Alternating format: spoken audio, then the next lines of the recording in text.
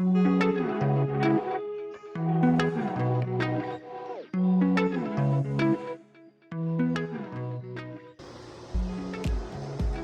afternoon, guys. Cam with HomeGuard here. We're out in Rocklin, California, doing a home inspection. The customer for this inspection is also a pool inspection with us, so I want to talk to you guys a little bit about what we do during that. First things first, though, when you get a pool inspection done, make sure that the company or person that you order the pool inspection for, one, they should have E&O insurance regardless, but make sure they have E&O insurance regarding pools and spas and all that good stuff. Two, you want to make sure that they are certified to do your pool inspection. In California, of course, home inspectors, they don't have to be certified. There's no governing body. However, you want to make sure that they are accredited with some sort of organization, home inspection organization, such as ASHI or InterASHI. We are ASHI certified, and we are ASHI certified pool inspectors. So let's take a quick walk around this pool and see what we got going on, okay? Overall, not too bad. There is a couple things here. Starting off here, we've got a crack in the decking. Not a big deal, pretty typical.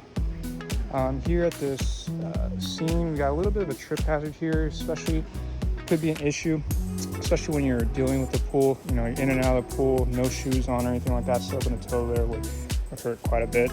One of the first things I noticed when I came to this pool as well is you can see the plaster surface or finish on it starting to etch pretty good.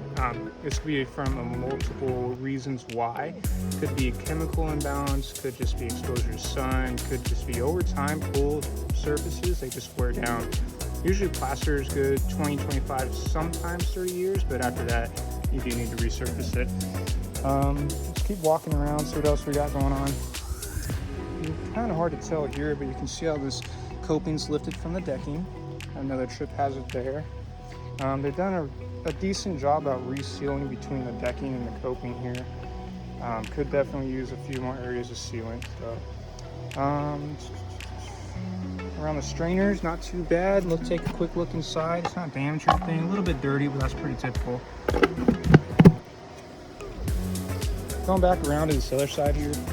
I don't know if you can really tell, but the pool is etching in this black discoloration that is also algae growing on the pool. So let's see if I can.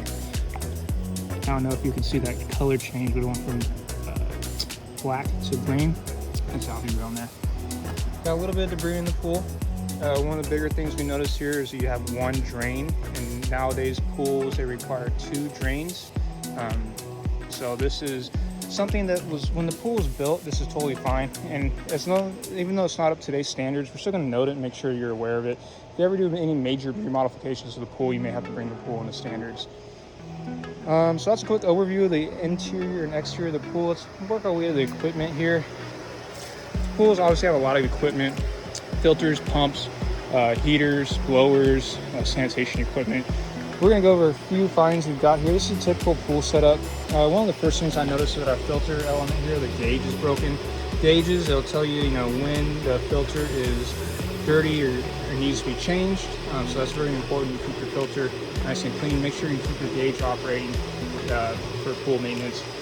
Other thing I've noticed is right here you have an open gas line. Basically, there's no cap on this gas line. This gas line is installed here to run this gas heater. The heater is not hooked up or working, so that's fine. We're not going to inspect that, but we do need a cap on that gas line. Moving on around. Pumps are working. They're all on timers. Everything else seems to be working pretty well. You got sanitation, inline sanitation here. Another thing I noticed is down here at the auxiliary pump line, we got a little bit of a leak. It seems to be fixed. Pretty straightforward.